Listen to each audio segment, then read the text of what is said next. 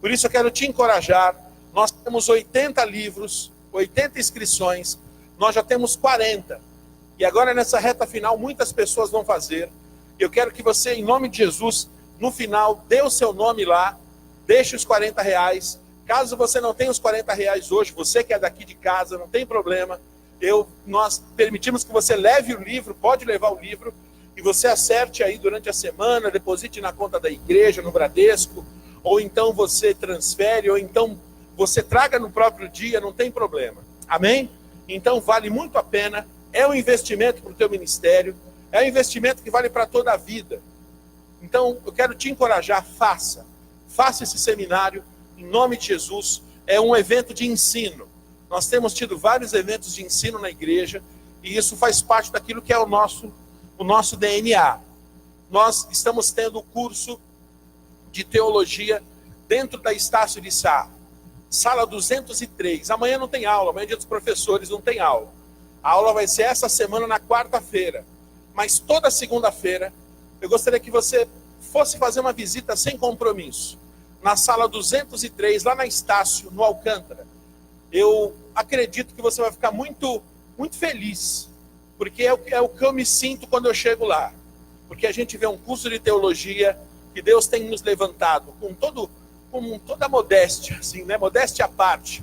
Um curso de teologia com muita qualidade, uma apostila de qualidade, professores de qualidade, num ambiente acadêmico, dentro de uma faculdade, ar-condicionado, uma sala abençoada, lousa. Sabe aquela coisa que você fala assim, que bom que o Senhor, nós estamos entregando isso para o Senhor. Que bom que nós estamos fazendo algo de qualidade e excelência para o Senhor. Então, nós estamos fazendo um investimento, nós alugamos uma sala dentro da Estácio de Sá, e isso tem um investimento baseado em quê? Um investimento baseado na excelência. Amém? Um investimento baseado naquilo que nós cremos, que para Deus é o melhor.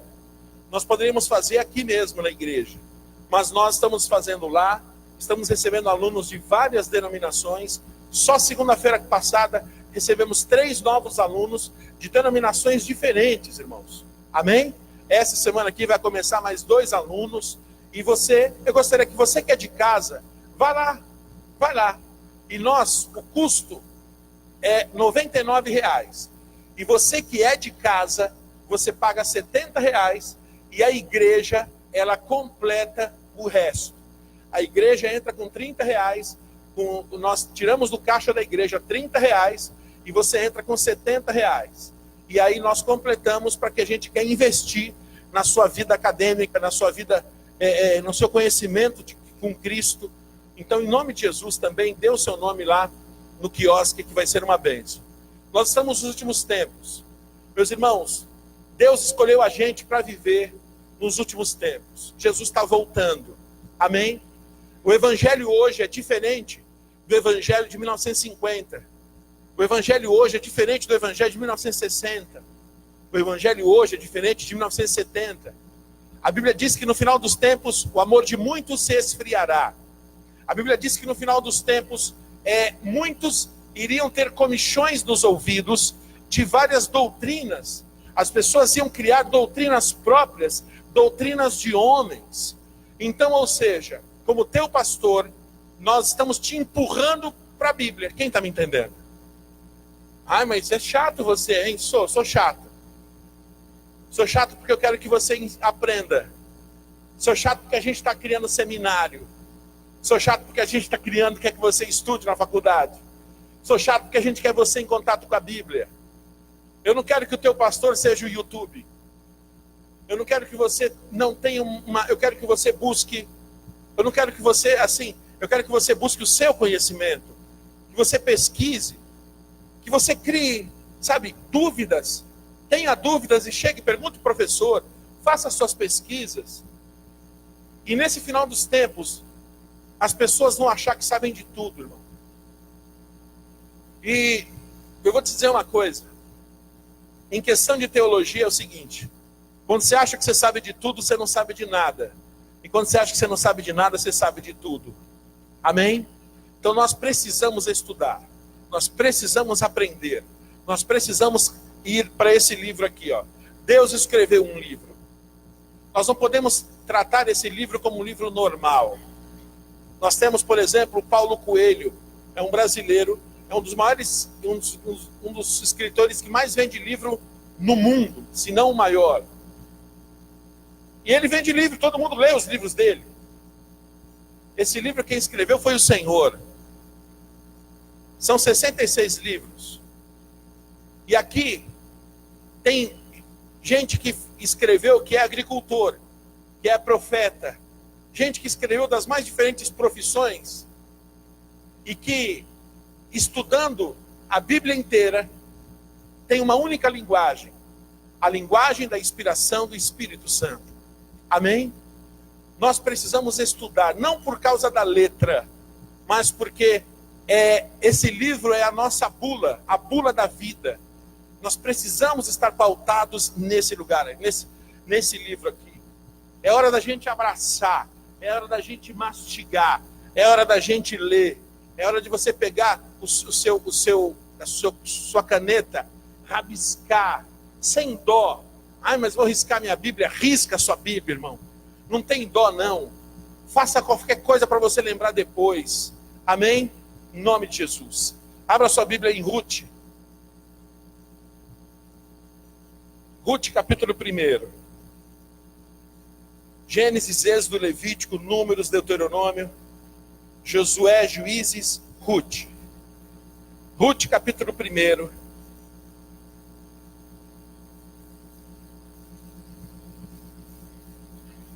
Glória a Deus.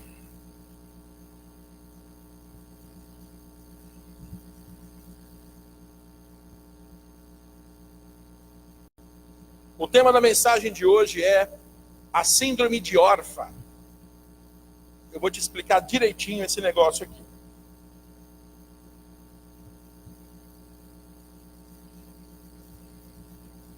Nós já fizemos a oração, eu quero te explicar o texto. Ruth, quem achou Ruth, diga amém. Glória a Deus. Preste atenção. Nós estamos diante de uma passagem das mais lindas da Bíblia. Pra você ter uma ideia, essa Ruth, ela foi a mãe de Obed. Esse Obed foi o pai de Jessé. Jessé foi o pai de Davi. E Jesus veio da raiz de Davi. Então essa Ruth aqui, ela era, acho que a bisavó de Davi. Essa Ruth aqui, ela fez coisas boas. E ela teve uma postura diferenciada. Mas eu quero te explicar sobre uma história de uma família. Começa em Ruth, capítulo 1, versículo 1. Nós vamos falar de uma fome e de uma atitude. Diga, uma fome e uma atitude. Ruth 1, sentado mesmo, com reverência à palavra do Senhor. Nos dias em que julgavam os juízes, houve o que na terra, irmãos? Houve o que? Fome na terra. E um homem de Belém de Judá saiu habitar na terra de Moabe, com sua mulher e seus 2 filhos. Vou repetir. Nos dias que julgavam os juízes, houve fome na terra. E um homem de Belém de Judá saiu habitar na terra de Moabe, com sua mulher e seus 2 filhos. Esse homem se chamava Elimeleque, e sua mulher Noemi. Os filhos se chamavam Malom e Quilion, efrateus, de Belém de Judá. Vieram à terra de Moabe e ficaram ali. Até aqui já a gente lê mais, olhe para cá. Então eu quero que você imagine uma família onde o marido chamava-se Elimeleque, a esposa se chamava Noemi. Eles se casaram, tiveram 2 filhos, Malom e Quilion. Uma família bonita, uma família legal, uma família que sentava naquele almoço de domingo, uma família que comia aquele macarrão com frango todo domingo com Coca-Cola. Quem comeu macarrão com frango hoje aqui? Levante a mão. Muitas mãos levantadas. Teve uns que falaram assim, ó. Então, aquela família que se reunia todo domingo, todo mundo se reunia, de repente, em Belém teve fome. Detalhe, Belém quer dizer a casa do pão, a terra do pão, o lugar do pão, a padaria. Imagina você chegar na padaria e falar assim, tem pãozinho? E o padeiro fala assim, hoje não tem pão. E aí você fala, bom, então não tem pão na padaria, eu vou no Bradesco. Aí você fala, irmão, se não tem pão na padaria, você vai no Bradesco, pera lá, ei, É mais fácil você esperar ter pão na padaria, que daqui a pouquinho vem, porque no Bradesco jamais vai ter pão, não é assim? Pois bem, eles pegaram, ao invés de esperar o pão em Belém, sabe o que eles fizeram? Eles foram para a terra de Moabe. Esses moabitas, junto com os amonitas, eles eram da raiz, eles eram fruto de um incesto de Ló com as suas filhas. Eles serviam ao deus Moloque. Eles eram um povo estrangeiro, era um povo completamente comprometido espiritualmente. E aí eles saíram, tiveram uma necessidade na terra do pão. O que eles fizeram? Eles saíram do lugar e foram para uma terra estranha, para uma terra estrangeira. Eu quero perder 5 minutos aqui para falar algo muito importante para você, preste atenção. Nós não podemos ser movidos pela necessidade, mas pela direção de Deus. Amém? Muitas vezes nós somos movidos pela necessidade. Eu estou trabalhando nessa empresa, essa empresa está quase falindo, eu vou pular fora daqui e eu vou para outra empresa. Você está sendo movido pela necessidade? Isso é a lógica humana, claro. Tá ruim aqui, eu vou para um outro lugar melhor. Isso é a lógica humana. Só que antes de ser movido pela necessidade, nós temos que buscar uma direção de Deus. A Bíblia fala de Isaac. A Bíblia diz que Isaac veio uma fome, além da primeira que tinha tido, ou seja, teve uma e teve uma outra. E aí Isaac, ele estava em Gerar, e ele de repente falou assim, vou para o Egito. Tem fome aqui, eu vou para o Egito. E Deus falou para ele, não vá para o Egito, fica nessa terra. Senhor, mas a terra está seca, fica nessa terra. Senhor, mas Deus falou, eu vou te dar toda essa terra. Para quê, Senhor? Essa terra está seca. E a Bíblia diz que Isaac ficou em Gerar. Isaac viu uma terra seca, mas ele ouviu uma voz de Deus, fica aqui.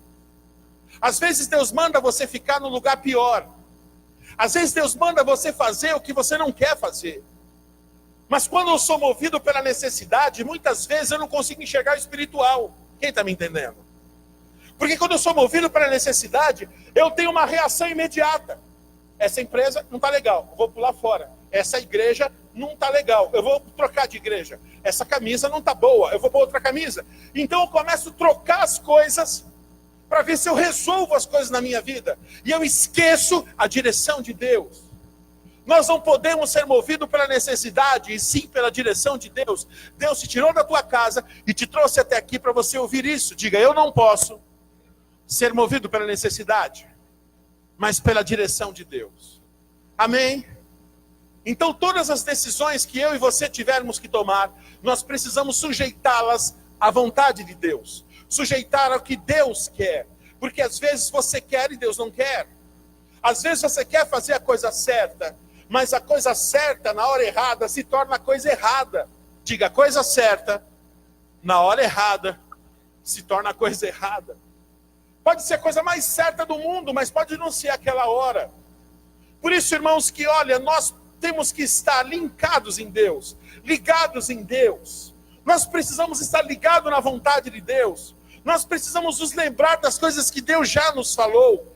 Deus não é um garotinho que fica mudando de ideia a qualquer hora. Deus não é um garotinho que fica mudando de ideia a teu respeito a qualquer hora. Deus, Ele é Deus. Deus, Ele é Deus. Deus, Ele é justo. Deus, Ele é fiel. Deus é contigo. Se está tudo bem, Ele está contigo. Se está tudo mal, Ele está contigo. Se a coisa está boa, Ele está contigo. Se a coisa não está tão boa assim, Ele está contigo. A certeza que Ele está conosco é o que nós temos que ter. Sabe, eu aprendi isso muito com a Bispa Isabel. Ela não está aqui, que ela foi ministrar numa outra igreja. Uma outra igreja chamou ela falou, amor, eu não queria ir. Mas é o nosso chamado, irmãos. Nós abençoamos muitos ministérios. Amém? Nós abençoamos muitos ministérios. E muitas vezes, domingo à noite, nós não gostamos de ir. Mas não tem um gostar. Deus só quer que eu vá. Deus fala, vai, filha. Amor, Deus falou para eu ir. Então vai. Ela no jockey, eu deixo sair. Antes de vir para cá, eu deixei ela lá.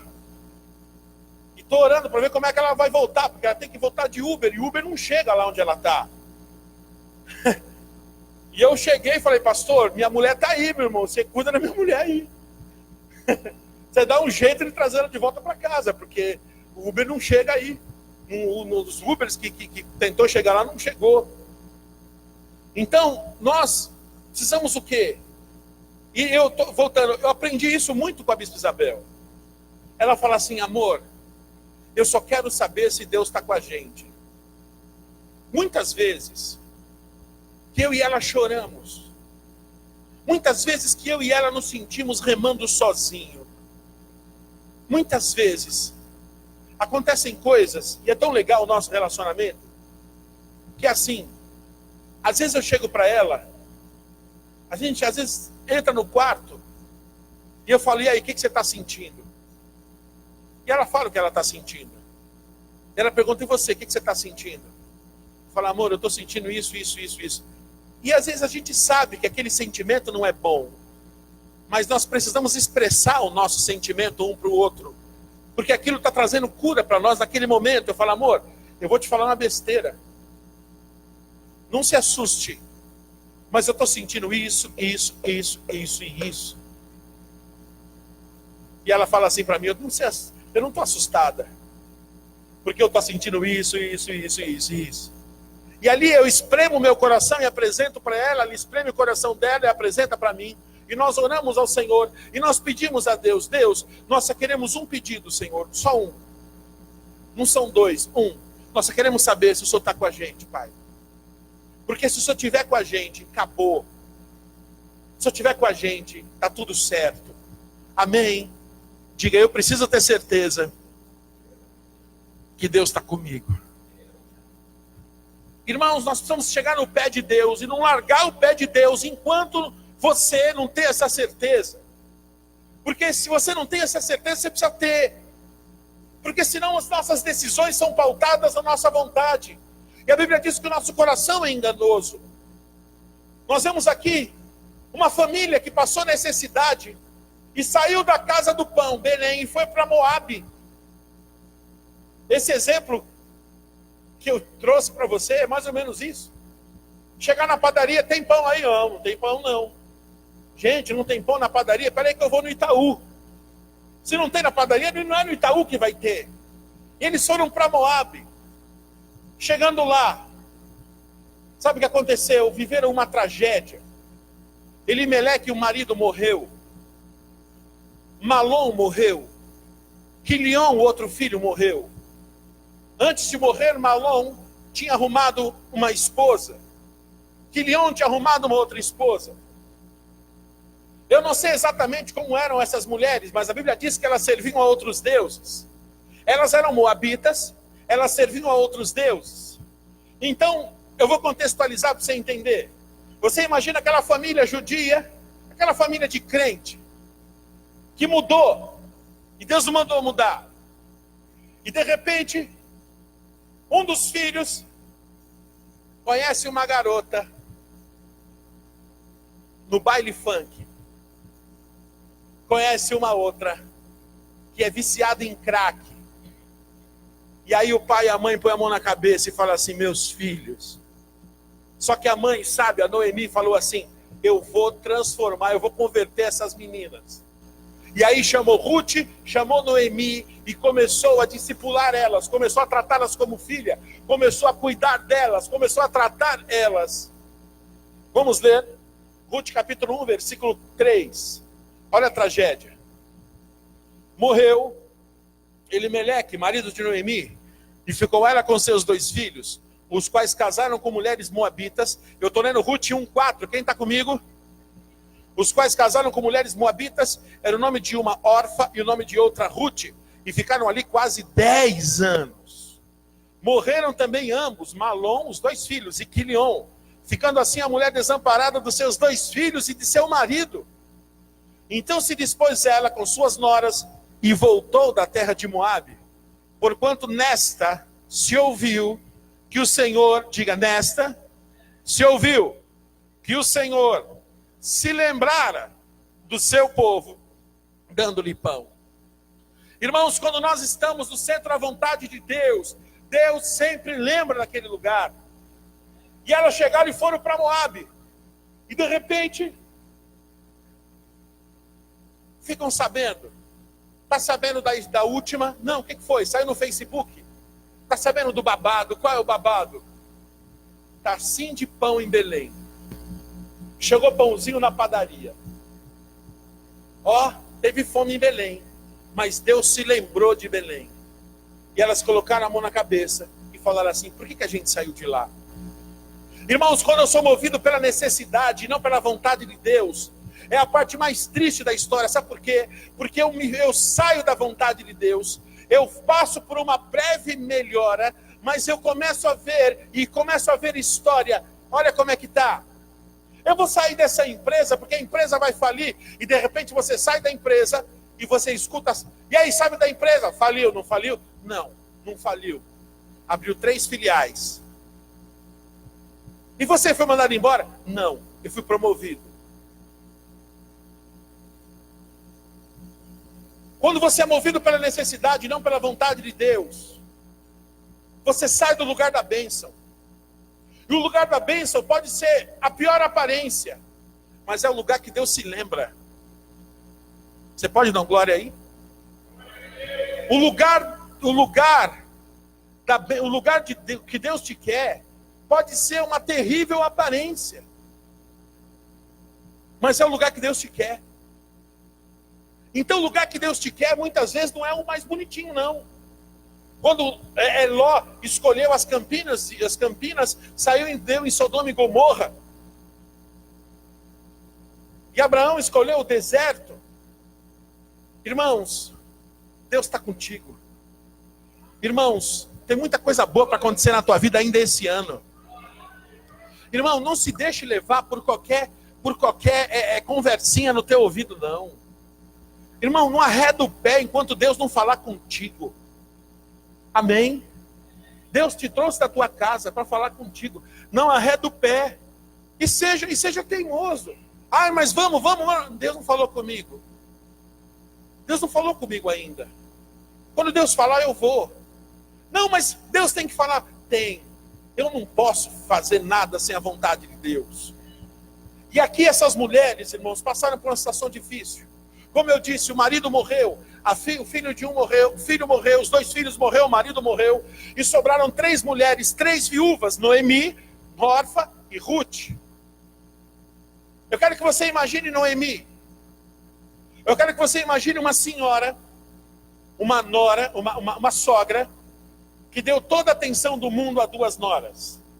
Eu quero que você imagine uma sogra que gastou seu tempo, gastou sua sabedoria, gastou a sua saúde, que ensinou, estou contextualizando, a uma que dançava funk, a não dançar mais funk, mas a ler a Bíblia. A outra que usava o crack, a não usar mais crack, a ler a Bíblia. Então Noemi pegou Ruth, pegou Orfa e doutrinou elas. Elas deixaram de servir o Deus delas. Elas passaram a servir o Deus vivo. Ela transformou 2 mulheres estrangeiras e praticamente doidas em 2 servas, em 2 mulheres de Deus. Quem está entendendo, diga amém. E essas 2 mulheres de Deus, agora estava acontecendo uma situação um tanto quanto esquisita. Porque Noemi não estava bem. Sabe aquela pessoa que sempre te ajudou a vida inteira, que não está bem? Sabe aquela pessoa que sempre te ajudou? Eu não sei se você, de repente, já teve um pastor que te ajudou a vida inteira e, de repente, você descobriu que aquele pastor não está bem. Ou um professor. Olha, aquele professor me ajudou a vida inteira, eu descobri que o meu professor está doente. Olha, tem uma mulher que ela me criou desde pequeno. Ela me ajudou a vida inteira e agora eu estou descobrindo que ela não está bem. Agora eu quero que você imagine Noemi. Espírito Santo, me ajuda, Senhor. Espírito Santo, abre o entendimento deles, Espírito Santo. Espírito Santo, que eu consiga trapassar para eles. Que não sejam as minhas palavras, mas as tuas da minha boca. Eu estou querendo dizer o seguinte: tudo que ela ensinou estava dentro delas. Quem está me entendendo? E agora, numa hora daquele ensino ser colocado em prática. Aquela numa hora daquele ensino. E qual seria a reação? A reação, Noemi, a gente sabe quem é você. Noemi, você não está bem. Ela estava em crise. perdeu o marido, perdeu 2 filhos. Ela chegou para as 2 e fala: vai embora vocês, eu não quero mais vocês. Eu não quero mais vocês. Eu poderia agora. Ela começa a dar um chilique lá. Agora vocês vão ficar comigo para quê? Eu vou ler já já. Vocês vão ficar comigo para quê? Eu vou. Vocês estão me esperando? Eu vou ter filhos de novo, é? Para que eles cresçam de novo, é? Para que vocês casem com ele de novo, é? Que isso, minhas filhas? Voltem para o seu povo. Voltem para os deuses de vocês. Elas serviam a outros deuses. Só que aí teve 2 mulheres, Orfa e Ruth. A reação de Orfa: ah, é? Tá mandando ir embora, né? Tá bom. Tô indo embora. E teve a reação de Ruth: eu não vou te abandonar agora. Agora quem está precisando quem tá precisando de mim é você. Tudo que você me ensinou está dentro de mim. E você me ensinou princípios. Você me ensinou valores. E tudo que você me ensinou não condiz com isso. Você está precisando de mim agora. Eu vou te ajudar. E nós vemos que essas mulheres, elas choraram em alta voz. Uma vez. Todo mundo chorou. Uma cena bonita. Mas no segundo choro, primeiro choro, 3 choraram. No segundo choro, 2 choraram. Porque uma deu um beijo de um lado e do outro e vazou. Orfa. E é sobre isso que eu quero te falar hoje. Vamos ler? 7. Saiu, pois, ela com suas 2 noras, Ruth 1:7. Saiu, pois, ela com suas 2 noras onde estivera, indo elas caminhando de volta para a terra de Judá, disse-lhes Noemi. Eu quero que você imagine essa mulher dizendo, uma viúva, que perdeu 2 filhos e o marido. Amém, meus irmãos? Então, assim, às vezes a gente lê esse texto sem discernimento, você fala assim: ah, essa Noemi, ela é toda chiliquenta, né? Essa Noemi, ela é mal educada, ela. Não, eu não creio nisso. Eu creio numa mulher que gastou sua vida cuidando de 2 mulheres e que agora estava descontrolada e estava expressando, tendo reações que estava mostrando o que estava dentro dela. Às vezes você tem pessoas que estão falando coisas para você e que você tem que ter discernimento, porque aquela pessoa está gritando por ajuda do jeito errado. Ei, quem está me entendendo exatamente o que eu estou querendo dizer? Tem pessoas que dizem para você: sai da minha frente, eu não quero falar com você. E se você não tem discernimento, tá bom, não quer falar comigo, tá bom, fica aí sozinho. Mas se você tem discernimento, você vai falar assim: está gritando por ajuda, eu não vou sair. Não é você que está falando, é a voz da sua ferida que está falando. Eu não vou te largar, eu vou te ajudar, eu não vou desistir de você. E a pessoa vai começar a chorar na tua frente. Tem discernimento, irmãos. Tem gente que está precisando de ajuda e você pode ajudar. E eu quero dizer para você, tem gente que vai ser curada, você vai ser curado ajudando alguém. O remédio da tua ferida está em você ajudar a ferida de alguém. É sobrenatural isso.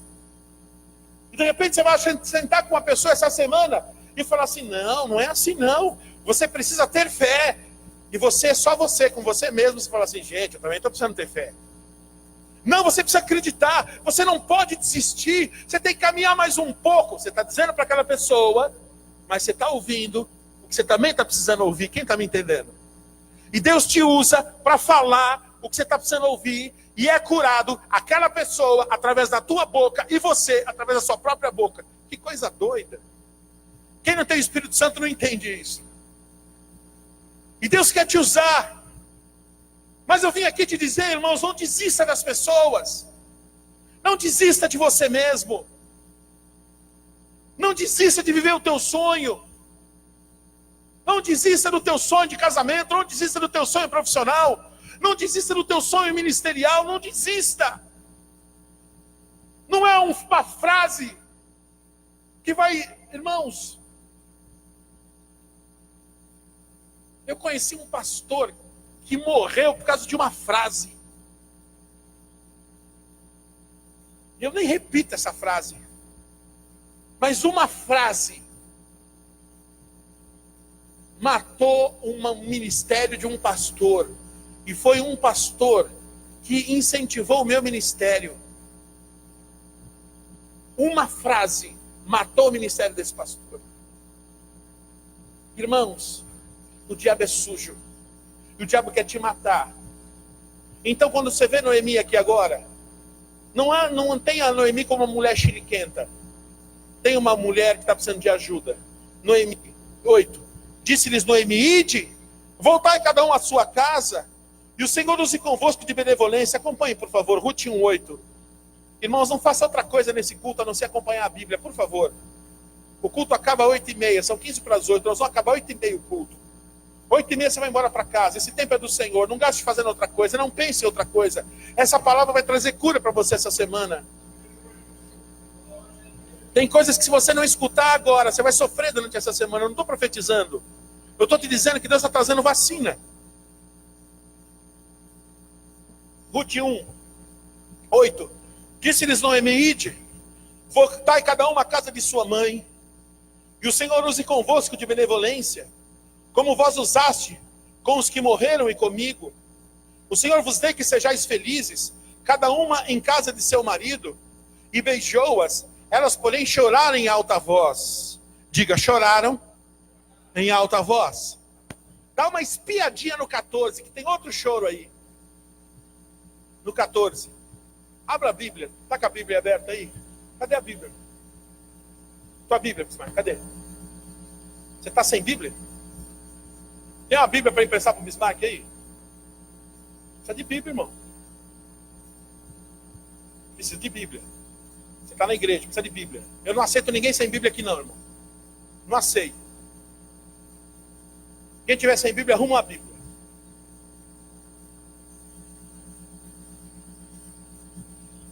Não aceito. Quer ficar com raiva de mim? Problema teu. Não aceito. Está na igreja. Eu busquei essa palavra no altar de Deus. Ninguém está de brincadeira aqui não. Amém? Quer usar no celular? Use. Quer usar de papel? Use. Mas nós estamos numa igreja.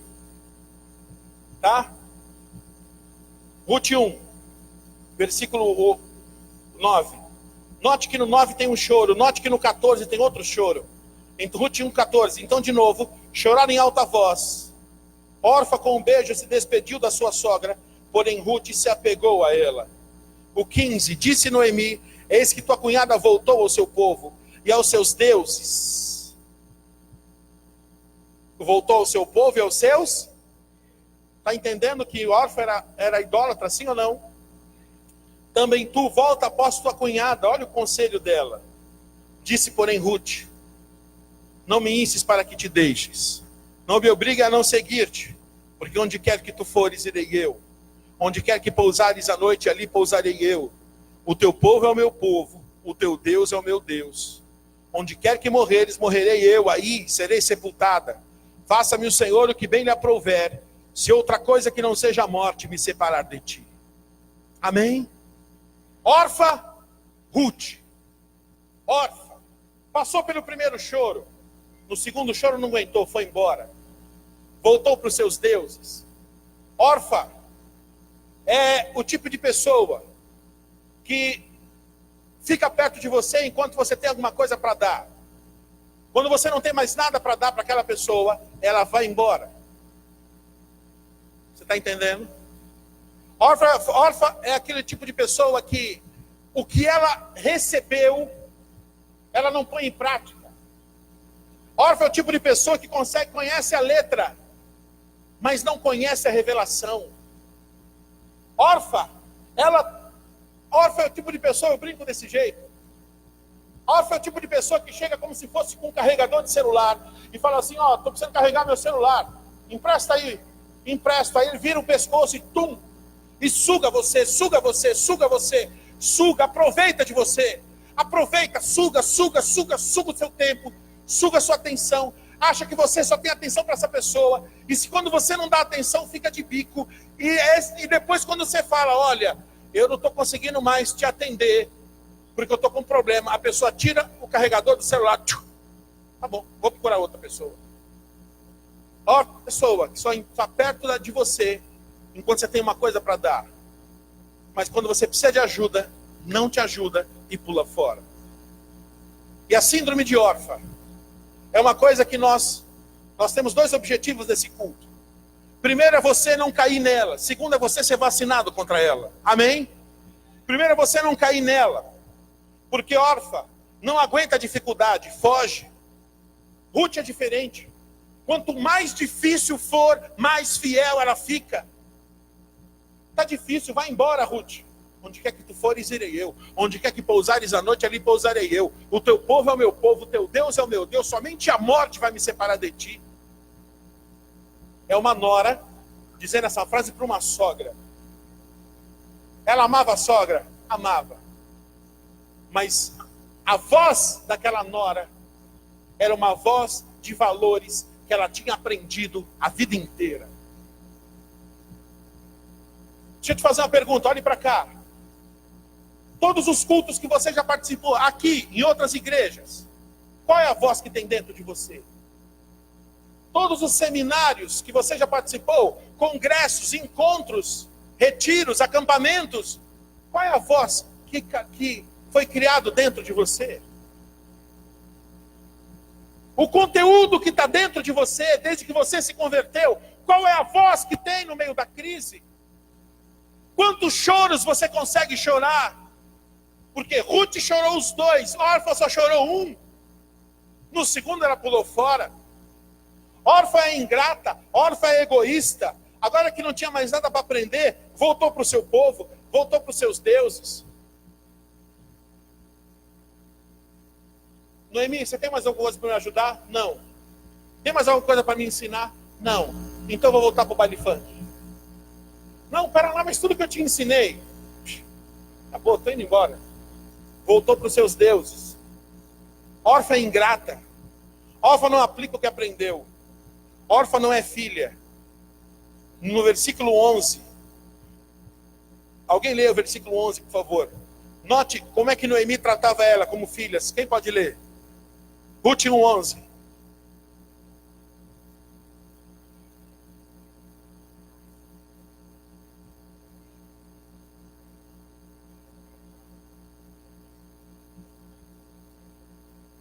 Está entendendo? Noemi tratava elas como filhas. Noemi tratava elas como filhas. Só que Órfã não se sentia filha. Ruth se sentia filha. Ruth é diferente. Ruth, ela é fiel. Quanto mais a dificuldade aparece, mais ela é fiel. Ruth, no versículo 16, onde quer que tu fores, irei eu. Ruth, no 2:2, é muito lindo o 2:2. Ruth 2:2. Sabe o que acontece? Vamos precisando trabalhar. Eu não vou deixar você passar dificuldade. Ela vai pegar migalhas do chão, espigas do chão, olha lá. Ruth a Moabita, Ruth 2:2, quem está comigo? Ruth a Moabita disse a Noemi: deixe-me ir ao campo apanhar espigas, atrás daquele que me favorecer. Ela disse: vai, minha filha. Ela se chegou ao campo e apanhava após os segadores. Por casualidade entrou no campo que pertencia a Boaz, o qual era da família de Elimeleque. Eis que Boaz veio de Belém e disse aos segadores: o Senhor seja convosco. Responderam-lhe eles: o Senhor vos abençoe. Depois perguntou Boaz ao servo encarregado aos segadores: de quem é essa moça, hein? O fazendeiro ficou interessado nela, gente. Olha que legal. 6. Respondeu o servo: essa moça é moabita. Veio com Noemi, da terra de Moabe. Disse-me ela: deixa-me rebuscar espigas e ajuntá-las entre as gavelas, após os segadores. Eu estou lendo 7. Assim ela veio, desde pela manhã até agora, está aqui, menos um pouco que esteve na choça. Então disse Boaz a Ruth: ouve, filha minha, não vás colher em outro campo, se nem tão pouco passes aqui, porém aqui ficarás com as minhas servas. 9. Estarás atenta ao campo que se cegarem e irás após elas. Não dê ordem aos servos que te não toquem. Quando tiveres sede, vai às vasilhas, bebe do que os servos tiraram. Então ela, inclinando-se o rosto em terra, lhe disse: como é que me favoreces e fazes caso de mim, sendo eu estrangeira? 11. Respondeu Boaz e lhe disse: bem me contaram tudo quanto fizeste a tua sogra. Olha a fidelidade dela sendo contada. Amém, irmãos? A tua fidelidade vai onde você não chega. A tua fidelidade vai na tua frente. Respondeu Boaz e lhe disse: bem me contaram tudo quanto fizeste tua sogra, depois da morte que deu teu marido, como deixaste teu pai, a tua mãe e a terra onde nasceste, e vieste para um povo que dantes não conhecias.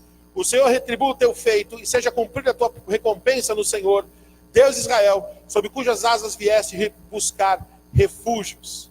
Aleluia. E aí, irmãos, aí segue a história. Enfim, resumindo, olhe para cá. Você que não conhece essa história, ela chega e fala assim: minha sogra, geladeira está vazia. E eu não sou mulher de ficar em casa parada. Eu estou contextualizando. Eu vou trabalhar. Minha filha, mas você vai trabalhar de quê? A lei diz que as viúvas têm uma aposentadoria. Eu vou no campo e eles vão tirando as espigas de milho, e as espigas que caírem no chão, eles não podem abaixar para pegar. E vinha uma nuvem, vinha uma multidão de viúvas, e as espigas que ficavam no chão era a aposentadoria das viúvas. E ela foi pegar migalha no chão, irmão. E ela se tornou dona da terra que ela pegou migalha no chão. Porque o dono da terra era Boaz. Boaz, ele era um resgatador. Boaz era da família de Elimeleque. Elimeleque era o marido que tinha morrido de Noemi. Ou seja, presta atenção, deixa eu tentar te explicar. O marido morreu, o filho morreu, os homens morreram. Então o sobrenome daquela família tinha acabado, quem está me entendendo? Então o que aconteceu? Naquela época podia pegar um homem distante e ser o resgatador. O que era isso? Poderia se deitar com uma mulher para que ela pudesse ter filhos e continuar aquela linhagem da família. E quem era Boaz? Era um parente distante, solteirão, lindão, gato, fazendeiro, que olhou para Ruth, se apaixonou por ela e falou assim: olha, não precisa pegar só isso não, pega dos cantos do campo. E ó, tem água gelada ali, pode pegar água gelada também. E aí a Bíblia diz, depois você lê isso aqui, que eles se casaram. Eles tiveram um filho chamado Obed. Obed gerou Jessé. Jessé foi o pai de Davi. Ruth foi a avó, o bisavó de Davi. Da linhagem dela veio um rei. Da linhagem dela veio Jesus, porque Jesus é da raiz de Davi. Uma mulher estrangeira. Uma mulher que não era para ser nada. Uma mulher que eram assim, que, irmãos, não desculpa o termo, mas na época, diante do povo judeu, ela não valia nada, ela era uma moabita. Mas o Senhor pega aquele que não vale nada e faz se tornar uma coisa preciosa. E nós somos nós somos aqueles que não somos judeus, nós somos gentios. E Jesus Cristo é o nosso resgatador. Em Cristo nós somos judeus, sabia disso? Em Cristo nós somos resgatados. Jesus vem nos buscar, Ele vem nos resgatar. Mas Ele tem que ser nos encontrado fiel. Irmãos, a igreja está passando por um momento difícil. Quem viu um vídeo que chamaram Jesus de travesti? Levante a mão. Quem viu esse vídeo? Quem não viu esse vídeo? Levante a mão. Não vi esse vídeo. Não viu? Depois eu passo para você. Eu não sei o que você sentiu ao ver esse vídeo. Um show. E ele chamando Jesus de travesti, de outros nomes. E todos que estavam naquele show, isso mesmo. Eu pensei na gente, eu pensei em você. Eu pensei nas dificuldades que a igreja tem enfrentado nos dias de hoje. E não é só aqui não, irmãos. Nós temos ajudado várias igrejas. Várias igrejas. Essa semana nos ofereceram um prédio para abrir uma outra igreja e enviar. Mas tem uma igreja lá que está fechando. E eu vou lá, mas eu não vou lá para abrir a igreja. Eu vou lá para ajudar aquele pastor a não fechar a igreja dele.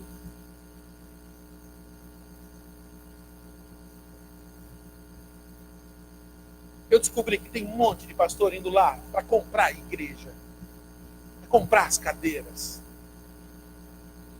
sanguessugas.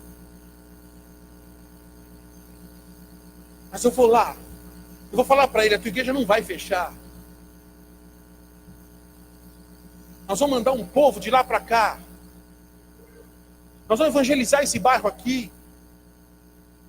Nós vamos buscar, nós vamos evangelizar, nós vamos encher a tua igreja. Você está cansado? Você vai lá para cima, vai lá, fica com a gente um pouco. Ah, mas vai trocar a placa? Não precisa trocar a placa, continua com a tua placa, continua com o teu nome. Não é o nome de uma placa escrita enviar que muda meu coração. Irmãos, eu não sou o mais santarrão da terra, mas eu quero ter a certeza da salvação. Eu quero buscar ter um ministério autêntico e genuíno e puro. Eu quero que você olhe nos meus olhos e veja a verdade. Eu quero olhar nos teus olhos e ver verdade.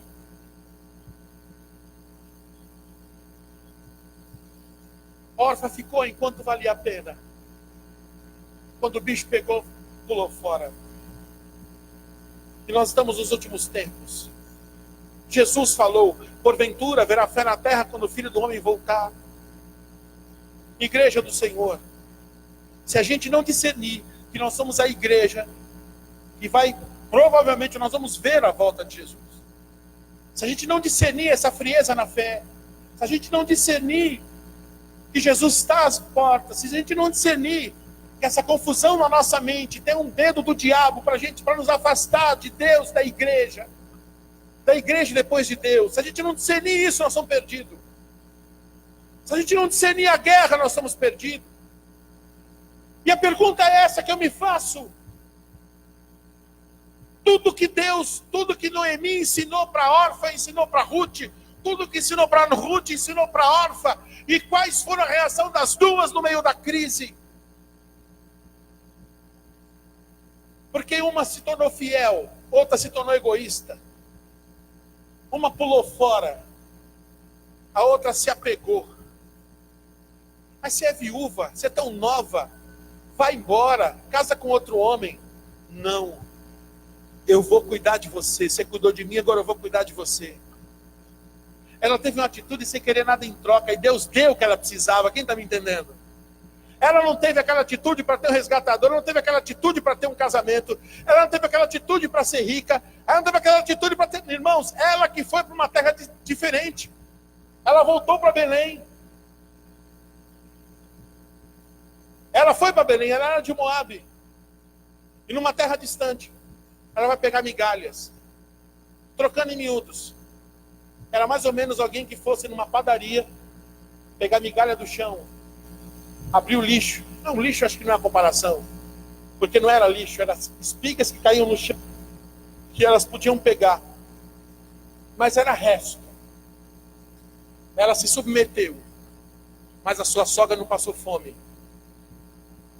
Está faltando na gente esse sangue nos olhos, e a nossa família não passa dificuldade, a nossa família não passa fome.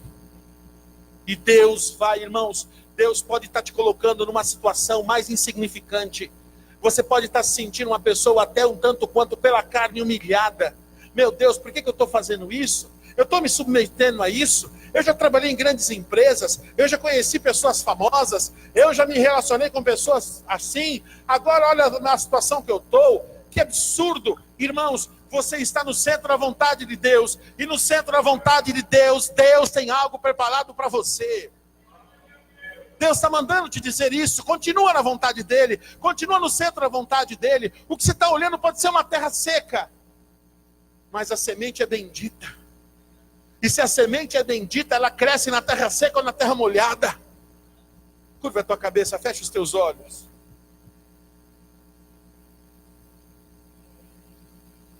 Ruth foi fiel. Ruth era uma mulher trabalhadeira. Deus honra o fiel. Deus honra aquele que continua, que não para, que permanece fiel. Deus prepara o resgatador. Do teu ventre virão reis. Do teu ventre virão pessoas que vão mudar essa terra. Espírito de Deus, eis aqui, Senhor, a tua palavra que foi ministrada. Eis aqui o teu povo, Pai.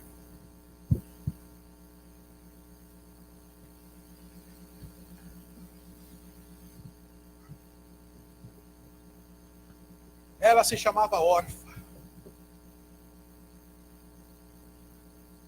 Mas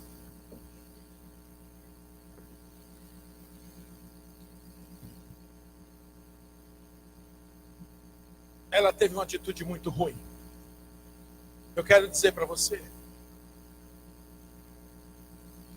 Jesus está contigo. Você tem que estar preparado para olhar para o lado e ver muita gente. E você tem que estar preparado para olhar para o lado e não ver ninguém. José tinha muitos irmãos, casa cheia. Jacó, seus 12 filhos. Mas houve um momento na vida dele que ele foi para o fundo do poço, olhou para o lado, não tinha ninguém. Daniel tinha Sadraque, Mesaque e Abednego. Tinha lá seus companheiros, Ananias, Misael e Azarias. Daniel tinha muita gente sob o seu comando, 120. Sob 120 reinos, sátrapas. Mas na cova do leão, era ele o leão. Eu vim aqui te falar. Tem momentos na tua vida que você vai estar cheio de gente. E tem momentos na tua vida que você vai estar sozinho. E nesse momento da solidão, Deus vai estar contigo. Nesse momento da solidão, não entre em desespero. Nesse momento da solidão, é justamente o momento que o inimigo quer que você se torne órfã. Mas esse Deus está te trazendo aqui hoje, para nesse momento da solidão, você entenda que você é para ser Ruth. Fiel. Mas eu vou ser fiel sozinho? Vou. Mas ninguém está sendo fiel. Eu vou ser fiel. Mas você não tem motivo para ser fiel. Mas eu vou ser fiel. Mas estão sendo infiel com você. Os infiéis não são referência para mim. E eu aprendi com o meu Senhor a não pagar mal com mal.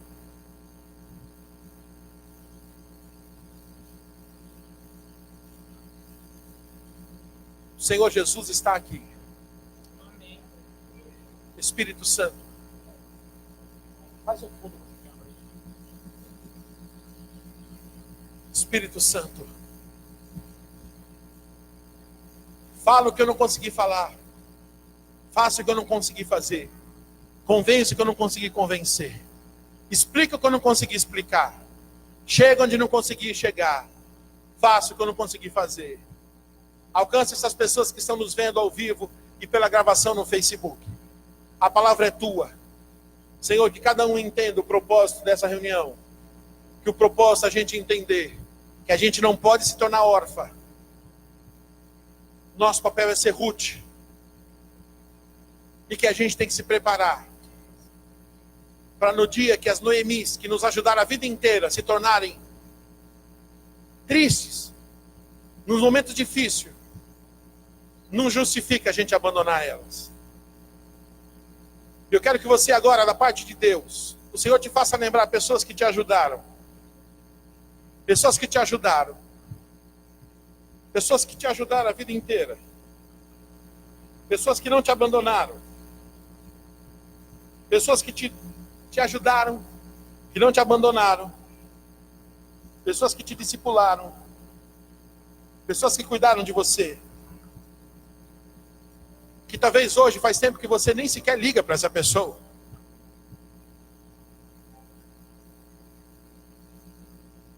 E de repente a gente está na igreja todo domingo, mas a gente está muito parecido com órfã. Porque órfã é ingrata.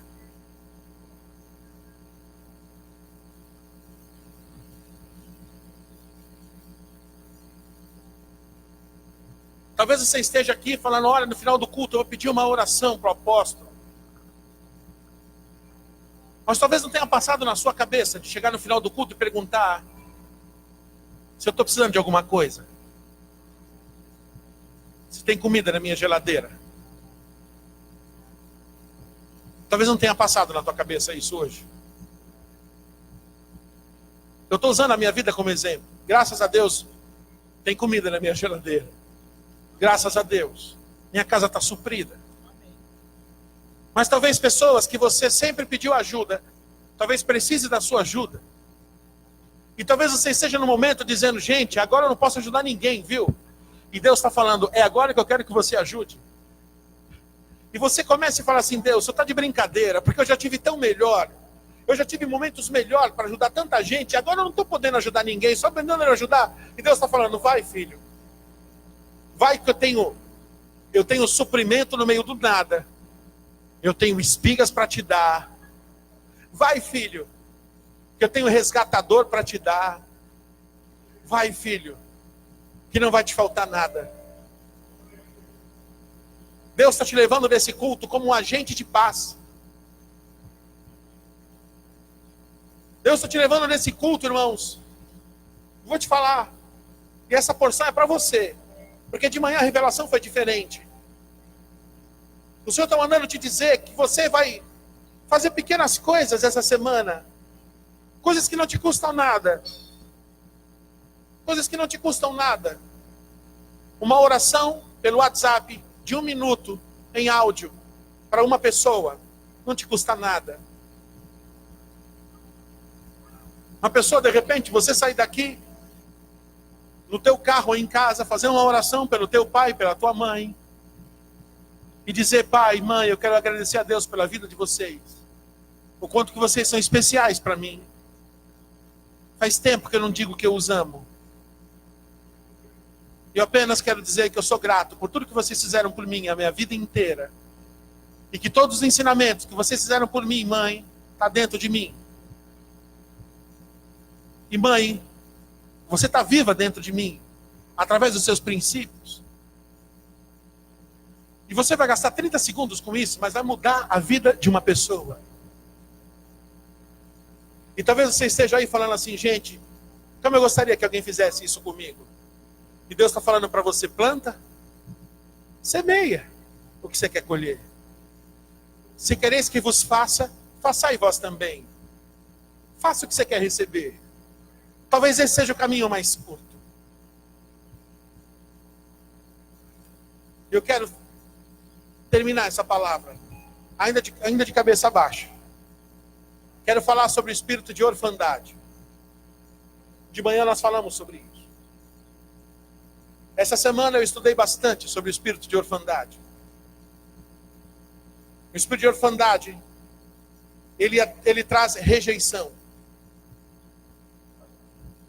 O espírito de orfandade traz rebeldia. E muitos foram abandonados por pai.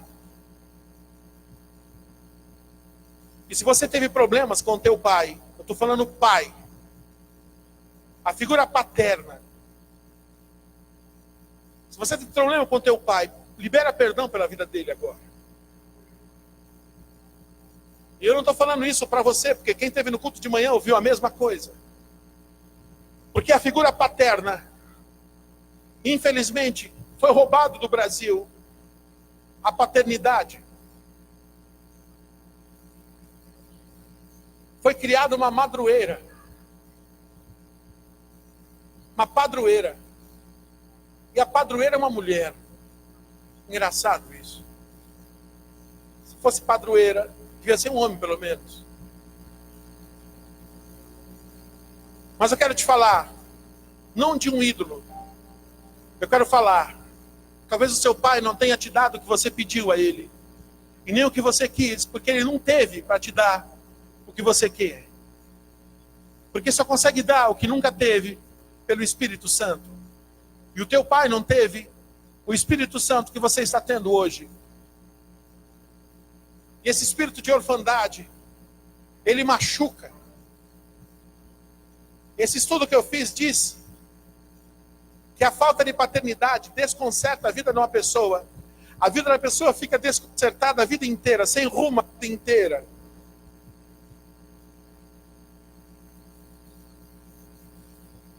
Mas esse estudo veio de encontro àquilo que eu pedi a Deus, eu tenho pedido, e eu tenho falado a Deus, Deus, o que o Senhor quer da minha vida? E o Senhor me falou sobre a paternidade espiritual. E eu quero, com todo o amor do mundo, com toda a humildade do mundo, que você me entenda. Eu não quero me intrometer no relacionamento teu com teu pai. Mas eu quero te dizer que se você tem raiva do teu pai, libera perdão agora por ele. Porque essas pendências de paternidade desconcertam a vida de uma pessoa. E se você não está vivendo isso, me desculpa, porque essa palavra não é para você, talvez seja só para mim.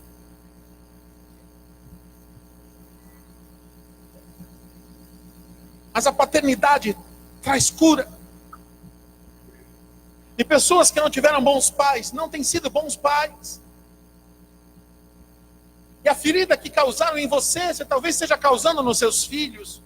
Ou você que nem filho tem, talvez quando você tenha filhos, talvez Deus esteja esperando você ser curado disso para te dar filhos. Ou para liberar teu casamento. Deus fala que Deus faz com que o solitário habite em família. Mas eu me assustei quando esse estudo que eu fiz diz que a orfandade traz a rejeição e traz a rebeldia. Que todo rebelde tem uma raiz de orfandade. Todo rejeitado tem uma raiz de orfandade.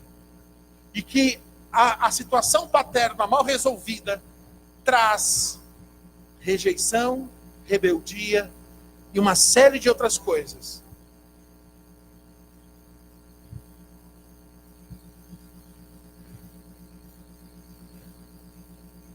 E você, que talvez esteja se sentindo aí, gente, mas isso é comigo. Isso é uma maldição no Brasil. Os portugueses chegaram aqui e engravidaram milhares de índias.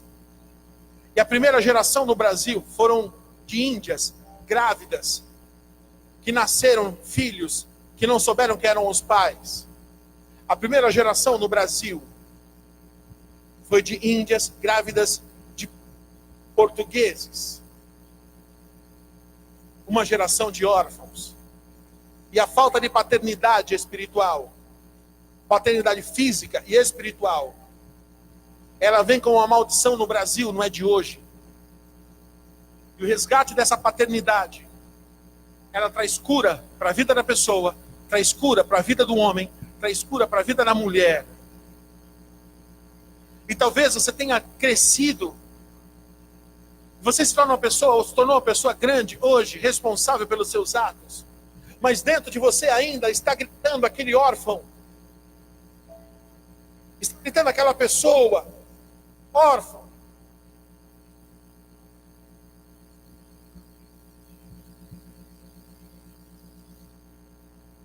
Mas e qual a solução? A solução é a paternidade espiritual. O próprio Jesus reconheceu isso. O próprio Deus no batismo disse: esse é meu filho. O próprio Jesus disse: eu não faço nada a não ser o que o meu pai me diz. E nessa relação de pai e filho existe cura.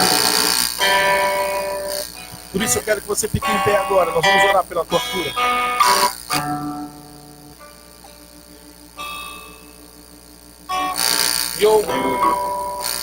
Eu sinto muito temor do que eu vou te falar agora. Em nome de Jesus, Espírito Santo, me ajuda a falar e ajuda eles a entenderem.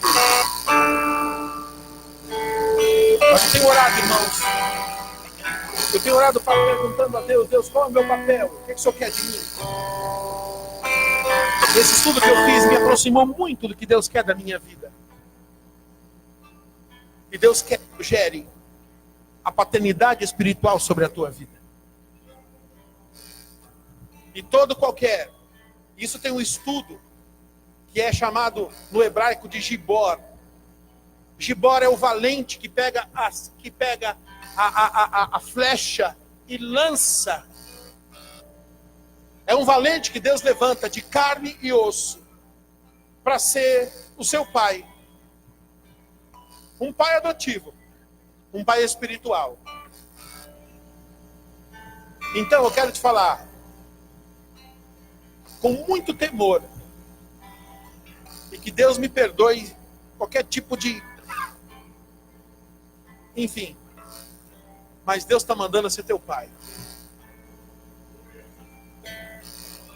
Eu estou tentando arrumar uma palavra mais bonita, porque parece ser convencido isso. Mas Deus está mandando exercer a paternidade sobre a tua vida. Amém? E isso me traz muita responsabilidade. E não importa se nós vamos ter uma igreja de 10 mil membros, 500 mil membros, ou 3 membros. Esses 3 membros serão filhos. Amém? Por isso eu quero orar por você. Você que quer isso. Ninguém é obrigado a nada. Você que quer. Nós vamos requerer no mundo espiritual essa paternidade. Eu não estou aqui para substituir o seu pai físico. Eu estou aqui para estabelecer a paternidade espiritual. Eu estou aqui, amém, para cumprir o que Deus tem sobre a nossa vida. Você que quer isso, entende esse princípio e quer viver isso. Você que sofreu por orfandade, você que sofreu, está entendendo exatamente o que está acontecendo aqui e quer viver isso. Sai do seu lugar, vem até aqui à frente. Eu vou orar por você, vou abençoar você. Eu vou requerer no mundo espiritual a paternidade sobre a tua vida.